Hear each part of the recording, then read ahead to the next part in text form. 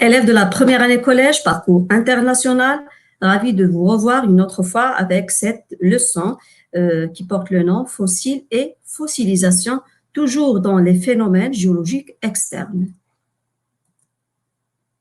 Donc, les paysages, bien sûr, géologiques, ils sont constitués d'une variété de roches. Et là, on va parler des roches sédimentaires. Et ces dernières, bien sûr, on sait qu'ils se sont accumulées et sédimentées sous forme de couches superposées, comme on peut voir à partir de cette vidéo-là. Voilà des couches sédimentaires qui se sont sédimentées sous forme de couches superposées. Des fois, on peut trouver des traces de vie au niveau de ces roches sédimentaires. Lorsque je dis des traces de vie, il s'agit bien sûr des restes de l'activité des êtres vivants, des empreintes, des os, des dents, etc. Et là, on parle de fossiles. Donc, comment s'effectue la fossilisation et quel est bien sûr l'intérêt des fossiles? Donc, un fossile, si on veut définir le mot, est le reste d'un animal ou d'un végétal, que ce soit coquille, carapace, os, dents, graines, feuilles, spores, pollen, plancton, micro-organismes. Ces fossiles-là, ils sont généralement minéralisés. C'est quoi minéralisé? C'est-à-dire ils sont solides. Ou bien son simple moulage, il est conservé dans une roche sédimentaire. Et là, l'image d'un trilobite, c'est un être vivant, animal, qui a vécu il y a très très longtemps sur Terre, et bien plus précisément au fond, dans les fonds marins. Et là, il date de 540 millions d'années. Et on ne trouve pas, bien sûr, cet être vivant aujourd'hui. Il s'agit d'un fossile. Voilà d'autres fossiles, par exemple les squelettes du dinosaure. Voilà un autre fossile qui date de l'ère secondaire, il s'agit de l'ammonite. Voilà les traces, bien une trace d'un insecte ou bien d'un araignée, les arachnides. Voilà une trace des feuilles des arbres, et là on parle des fougères, des arbres qui ont vécu sur Terre il y a très très longtemps. Voilà des fossiles de ces fougères. Il y a un autre type de fossile, par exemple ce bébé mammouth qui date de 40 000 ans, trouvé en Sibérie au niveau d'un bloc de glace. Et là, on parle d'une conservation complète de ce bébé mammouth. Et là, un autre type de fossilisation, et là, on voit ce fossile-là, cet insecte-là, qui est conservé dans l'ambre. Et l'ambre, c'est cette substance qui coule des arbres comme le pin. Donc, comment s'effectue ce processus de fossilisation? Donc, la conservation, bien sûr, des restes des êtres vivants dans des roches sédimentaires, il peut durer, bien sûr, plusieurs milliers d'années. Par exemple, là, on voit ce poisson-là qui est enfoui au niveau des sédiments. Et là, bien sûr, la fossilisation, il va passer à travers une très longue durée. Bien sûr, les parties molles, ils vont se dissoudre, alors il reste juste les parties solides, comme le squelette. Et bien sûr, là, on parle d'une bonne conservation.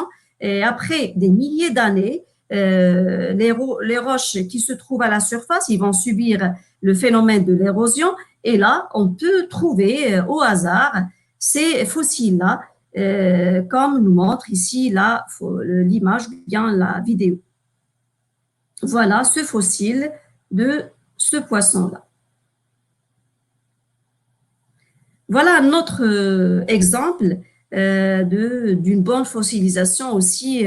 Et là, on voit ou bien on parle de l'ammonis. Donc, les parties, bien sûr, comme on vient de dire, les parties molles, ils vont disparaître. Je parle, par exemple, des muscles, de la peau. Il reste juste les parties solides. Et des fois même, on peut trouver juste le moulage, que ça soit externe ou bien interne de l'animal. Et là, par la suite, comme nous montre ici la vidéo, là, il s'agit d'une bonne fossilisation, car on voit la structure de l'animal tout entière.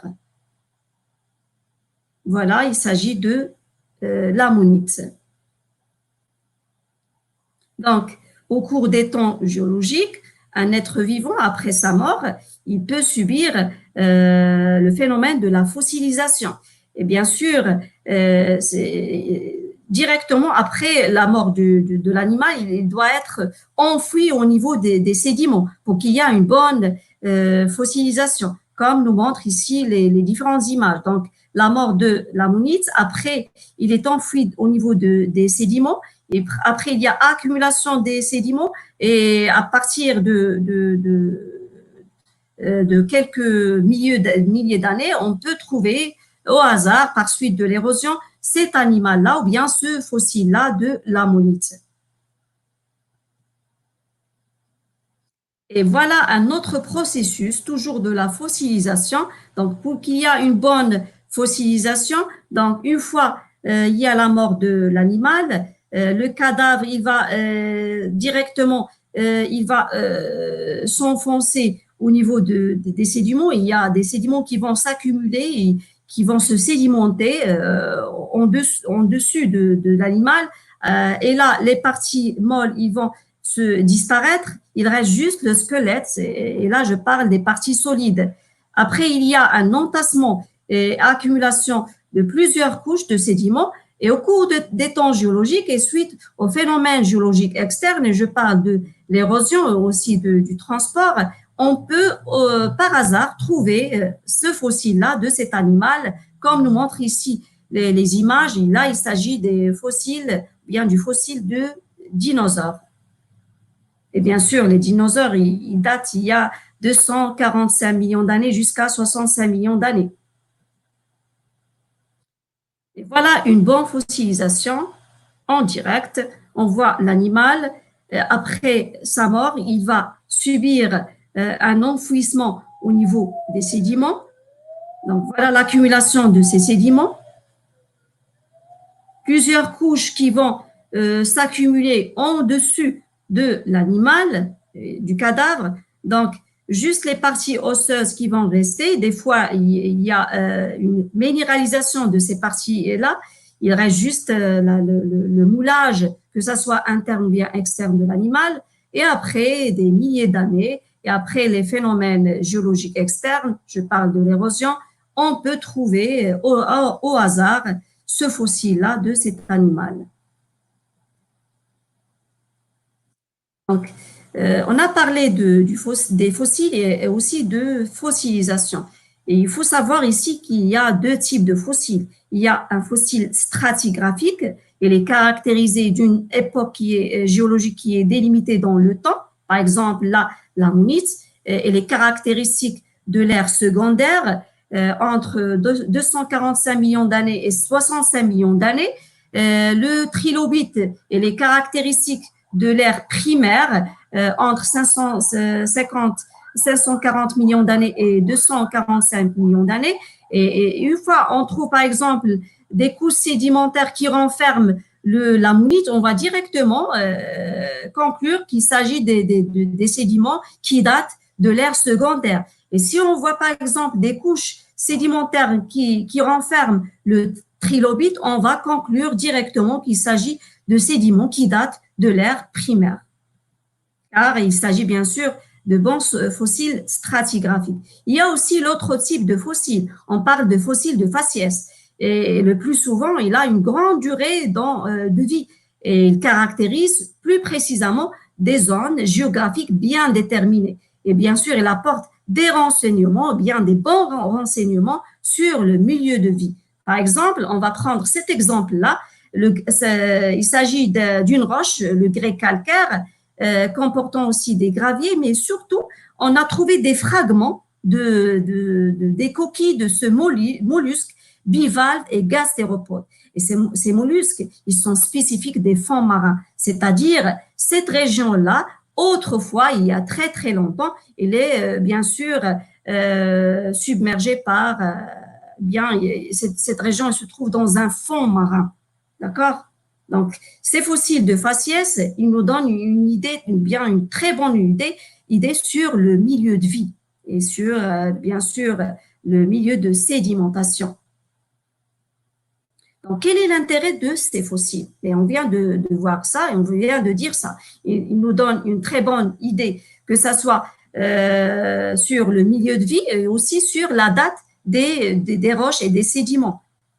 Et bien sûr, si on trouve, par exemple, un ammonite, cet ammonite-là, cet être vivant, un marin, c'est un animal qui date de l'ère secondaire. On ne trouve pas cet animal vivant aujourd'hui, mais on trouve un autre animal qui lui ressemble. Là, il s'agit du nautile. Donc, le nautile, on le trouve aujourd'hui en Australie. Et qu'est-ce qu'on peut dire à propos de de cet ammonite-là?